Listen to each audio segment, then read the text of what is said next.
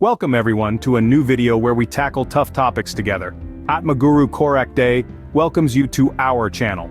Today's journey takes us to a place that's often uncomfortable yet incredibly important. Understanding how to handle people who ridicule you. Learning to navigate this terrain is not just about surviving social, family, work, and emotional situations, it's about empowering ourselves. It's about fostering resilience to boost our self-esteem, and as Atmaguru says, not to let anyone use their power over you. It's about transforming those moments of ridicule into stepping stones for growth and self-improvement. It's time, Korak Day affirm, to make your this life best life. So, buckle up as we dive into ways to manage those who ridicule you. First off, let's try to understand why people resort to ridicule. Often, it's a manifestation of their own personal insecurities or discomfort. They may feel threatened or jealous and employ ridicule as a defense mechanism, trying to bring others down to elevate themselves. It's a classic case of, if I can't have it, neither can you. Then, there's the bully archetype. These individuals thrive on power dynamics, deriving pleasure from belittling others. They use ridicule to assert dominance, to make themselves feel bigger and more powerful. Often this is used by elders on children and youth on the elderly, as Atmaguru observed. And let's not forget the bandwagon effect. Sometimes people ridicule others simply because they see someone else doing it. This happens often in school/college/job situations. They follow the herd, not because they genuinely harbor ill feelings, but because they fear being the next target. Remember, the reasons behind ridicule are often more reflective of the person doing the ridiculing, rather than the one being ridiculed. While understanding the reasons doesn't justify the ridicule, it helps us to cope better. Atmaguru Korak uses Atma Intelligence AI Plus to guide people suffering from this. Click the link in the description to join our Gen A Hub with a free 1-to-1 call or comment below with, "Yes, I want to learn AI Plus now." Now that we've understood why people ridicule, let's focus on how to handle it. We're going to explore some techniques that can help you navigate through these situations with grace and resilience. Firstly, consider the option of ignoring the ridicule. Now, this doesn't mean you're weak or that the words don't affect you. It's a conscious choice you're making to not give power to the negativity. By denying the ridicule your attention, you're essentially saying that it's not worth your time. This can often disarm the person ridiculing you, as they're not getting the reaction they were hoping for. Then, there's the technique of standing up for oneself. This doesn't involve lashing out or retaliating with more negativity. It's about expressing your feelings calmly and assertively. You could say something like, "I don't appreciate being spoken to in that way." This sends a clear message that you respect yourself and won't tolerate disrespect from others. People of Bharat who practice Sanatan Dharma have asserted this upon its devilish rulers from Christian and Islamic worlds, who humiliated, bullied, and did evil upon the citizens of India. This has become an example for the entire humanity to follow now. Another approach is to use humor to diffuse the situation. This isn't about laughing off the ridicule or making light of your feelings, but rather, turning the tables by making a clever, witty comeback.